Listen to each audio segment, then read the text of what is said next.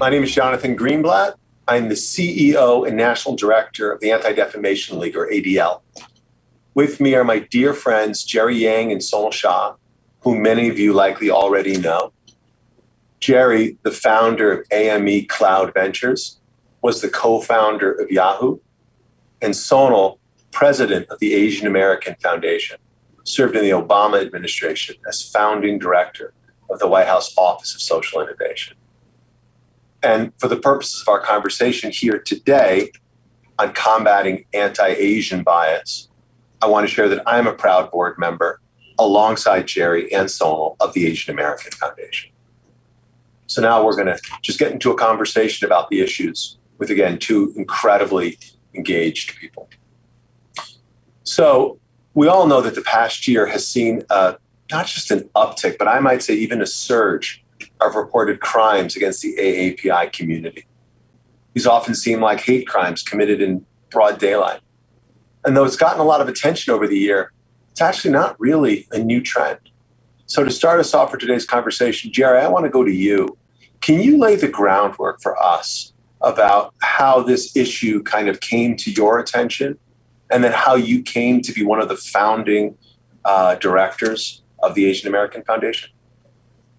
First of all, thank you, Jonathan, and it's an honor to be on a panel with you and Sonal, given our work over the last year. And it's ironic that you're asking me about how we started, because you're the ADL is one of the largest driving forces for the creation of the Asian American Foundation. So I wanted to just go take us back, and I think there was a confluence of two major factors for me. One is the realization of the history of Asians in America. And this kind of came all together in this documentary by PBS, which aired actually in May of 2020, so just about a year ago.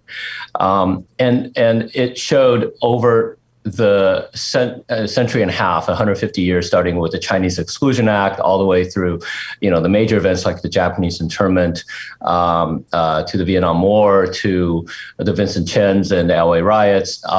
Race in America with Asians has always been somewhat systematic in terms of discrimination, and in many cases where there are long-going conflicts with Asian nations, the American system tends to discriminate against people from Asia. And it wasn't until that documentary that it kind of hit altogether for me, and not just for my past, because I'm an immigrant, but for our future generations, where whether it's my kids or people from Asian descent who are American citizens, many of them, basically, this is their country. So to have that history, A, not being well known, and B, not being something that I think is realized among our society was one context. And of course, now we're in sort of this short-term, near-term, not short-term, but near-term conflict geopolitically with China, but also with a pandemic, which in early 2020, there was a lot of rhetoric and language used against Asians and against Chinese.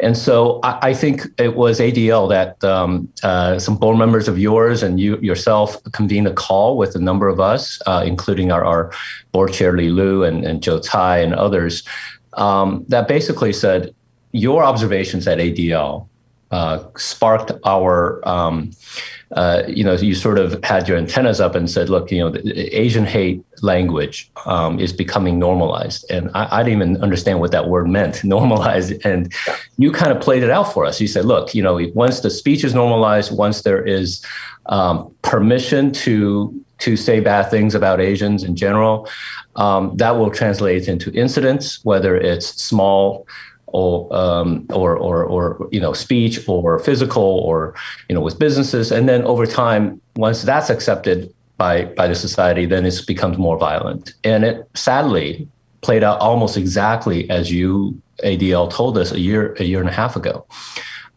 So we got together thinking that there is tremendous work in the Asian American community. I mean, I don't want to come off by saying that there hasn't been decades of people and volunteers and activists that have been doing this work on behalf of Asian American communities. There are dozens of great organizations. So the world didn't necessarily need another Asian American organization. But we felt that we could bring two things. One is bring together Asians across the spectrum of ethnicity. So it really didn't matter whether you're South Asian or East Asian or Southeast Asian. We were together as an AAPI community, but also really bring renewed focus on resources. And we'll talk about that in a little bit. But really to fight the hate and discrimination in a hopefully a multi-generational sense.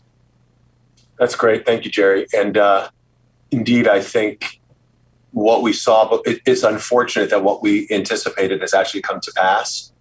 But the organization and the galvanizing of the community, I know, has been inspiring to so many of us who are not Asian American. See how people have come together. So that's maybe a good segue to you, Sonal, to talk about not just, I think, what the Asian American Foundation is, but what are the sort of the short and long-term effects you hope will result from this moment as, again, awareness has been increased and as people have come together. Yeah, Jonathan, and thank you to the Social Innovation Summit and to you and Jerry. You know, it was amazing that a year ago I met both of you to talk about the Asian American Foundation, which was an idea and what we wanted. And here we are a year later, not only everything having played out that you and Jerry just mentioned, but really the need and the importance of it. So just as a quick note, you know, the mission of the Asian American Foundation is to serve the AAPI communities in the pursuit of belonging and prosperity, free from discrimination, slander, and violence. And it's important to lay out that mission because it really is what our long-term goal is to make sure that we are addressing the violence, the slander, the discrimination against AAPI communities, but also ensuring that Asian American and AAPI communities are part of the United States and the story of the United States. You know, we are American. We are telling our American story, but being a part of that is the belonging and prosperity pieces because it matters that, you know, that we have that. The things that we are focused on over the next, you know, few years, and then we'll add as, you know, as our demands and needs grow. But one is we are a funder, an incubator, and a convener. And what I mean by that is funding is we will talk about the resources that we've been able to pull together to really fund and invest in the Asian American AAPI communities, to an incubator. So where we see things aren't working, and I hope Jerry will talk a little bit about the hate task force, where we see things aren't working and there's a need, we will bring people together and create and incubate ideas.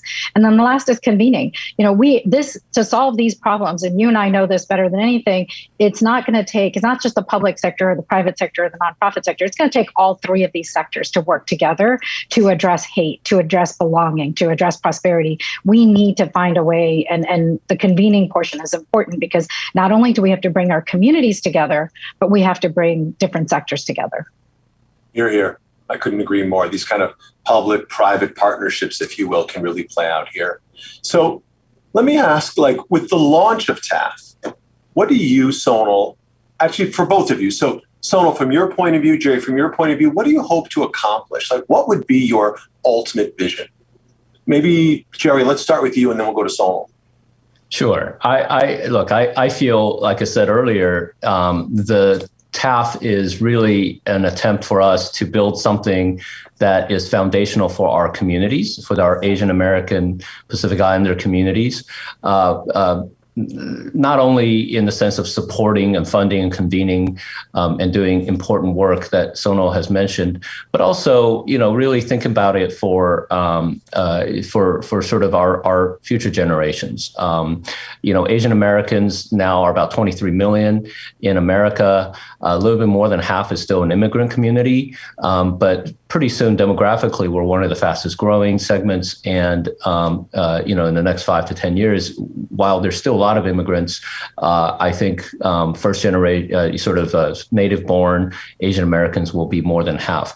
And that demographic shift is so important, both in terms of our identity, our ability to be represented in our culture, in our media, and I think that is this transition going from an immigrant community into a native-born community is so important in defining our ability of who we are, how do we be represented, and that is an important part of what we think TAF can be doing is creating that energy, creating that engagement, creating that discussion, and creating that activism, regardless of your political or your ideological bent, to create identity for the AAPI community. So I would hope that this is the foundation, or we can be the sort of catalyst to have those discussions that create an identity, and as Sonal said, a sense of belonging and prosperity, which we think is the right of all Americans. Wonderful. Sonal, how would you respond to that? Jonathan, let me just build on Jerry's great answer. And I just and I think he said this, and I just want to reinforce it. When we say the Asian American Foundation, the term foundation for us means multiple things. It's not about just giving money. It's about creating a foundation for the AAPI community in the United States. And that's super important.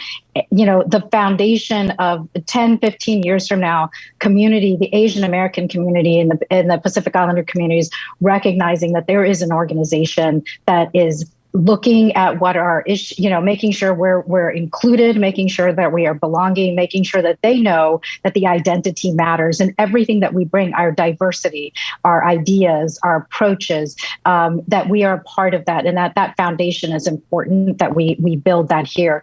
Two, that the community knows that we will bring resources, we will bring ideas together, and we will make sure that the Asian American voice is a part of the American voice, and that's important for us.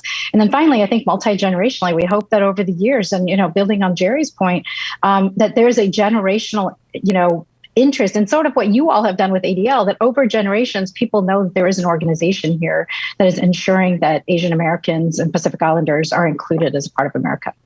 Yeah, here. And I would just say, one of the things that resonates for me is what Jerry said at the beginning. There are so many great organizations supporting the Asian American community.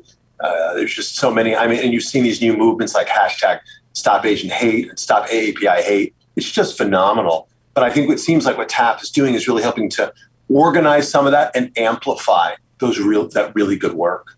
So, one of the things that occurs to me is when I think about the Social Innovation Summit, there are a lot of people in the audience who are from companies, right? And a lot of companies in the past year have talked about diversity, equity, and inclusion, both internally in terms of how they hire and promote, and also externally the communities that they serve.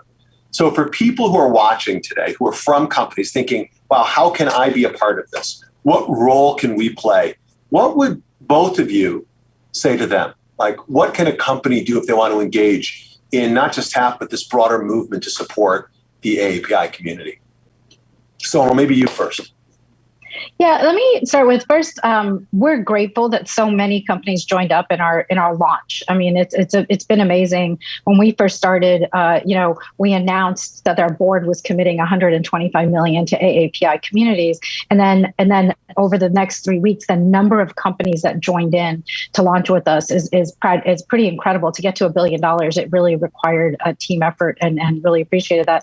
So one of the things that I think is important for companies, and as we've been having conversations, is one, just knowing the size of your AAPI populations, understanding who and where their diversity of experiences are. It's important because we all come from, and as Jerry mentioned, we all come from slightly different backgrounds. Some of us are first generation immigrants, some of our third generation, fourth generation. So knowing your communities, ensuring that that AAPIs are a part of the DEI agenda, and understanding what that means and how to make sure that, the issues, while it might not be about, bringing people in, but how are we getting promoted? How are our issues being addressed? How is hate being addressed internally? What's happening in the streets around you? How can you be a bystander? How can you help in bystander training? All of those types of things that, are things that companies can do.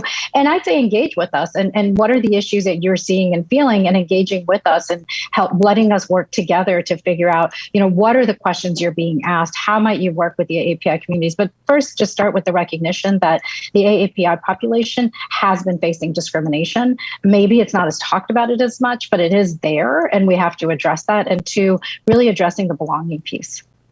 Great. So Jerry, like you've been the CEO of a large publicly traded company, you're an investor in lots of companies. I would love for you to kind of, approach this as well. And maybe you can also elaborate upon the AAPI Giving Pledge, because Sonal mentioned it, but I think it's so extraordinary what TAF was able to help kind of galvanize. Maybe you could talk about that too, if you would. Yeah, and I think, we at TAF start with this idea that we want to do no harm. We want to be accretive. We want to be elevate. What your word was, amplify, Jonathan. And so we come at this and saying, where are the gaps or where are the opportunities for us to serve? And one of the, if you want to call it innovation, which we're still playing out, is this idea that Asian American organizations, the dozens that we all talk about that are doing great work, has been historically way underfunded. Mm-hmm. And this realization is, if you look at surveys or if you look at foundation giving or private philanthropy, this model minority myth of Asian Americans are doing great. They don't need money. There was 0.5% of philanthropy dollars going to Asian American communities, way under indexing our population, if you will. And the need is there. Whether it's the Pew study recently that talks about the income disparity between the top 10% of Asian Americans to the bottom 10% of AAPI, socioeconomically, is the largest spread of any ethnic group. So there is this, large gap between even in our community. And so we did two things. First of all, we said, look, we have to look inward and look at ourselves and what can we do better. And as Sonal said, our board, both through our own resources, but also helping getting some friends, committed over $125 million to TAF over the next 5 years. And then the idea was to say, well, why don't we also try to change that percentage of corporations and foundations to be able to give, to change their percentage. And that was when the AAPI Giving Challenge started, which is for companies to say, look, you can spend it against AAPI organizations, you can do it through your DEI efforts, you can do it through media that you own, but how about committing some dollar amount for the next 5 years? And 5 years is important because we want to make sure that it has longevity and sustainability to the cause, and we'll add it to the Giving Challenge. And as Sonal said, over a month, we were able to do it over $1.1 billion with great companies like United Airlines and Walmart and Amazon, and the list just goes on. So there is palpable energy in the corporate communities, in the foundations, to realize that Asian American Pacific Islander is an important part of the American landscape. But also, I think the idea of, and this is something I say to a lot of our companies, is that especially in my sector of tech, sometimes Asian API employees are over 30-40% of the company. There is a bamboo ceiling, and there's, the higher you go in the company, the less representation API people have. And it is not a one size fits all. Right. It's in some ways unlike the African American and Latinos, because we come from 24 different countries. We have subgroups, and our backgrounds are different. So you can't just have one AAPI career advancement group and solve everybody. So the way in which we have to tackle the problem within corporate America for API perhaps is different. And that's something that we need to do more of as well. So both creating the opportunity through API Giving Challenge, but also looking inside the companies and doing more for their employees to be more aware of where they're headed. These are all things companies can be doing. That's terrific. Well, we're just about out of time. So let me just, if I might, thank the two of you. I mean, both of you, Jerry and Sonal, are so talented and could be doing so much. I think your personal commitments, your philanthropic commitments to this work is really, really inspiring. And I know all of us are grateful for it. So thank you for that. And thank you to everyone at the Social Innovation Summit for giving us the opportunity to talk about the Asian American Foundation. And to everyone in the audience, if you're interested in what you heard and you want to learn more, I would encourage you to go to our website. That's TAF.org. TAAF.org, for for more information about the organization and, again, to explore ways you even can get involved. So again, one more time, Sonal and Jerry, thank you so much.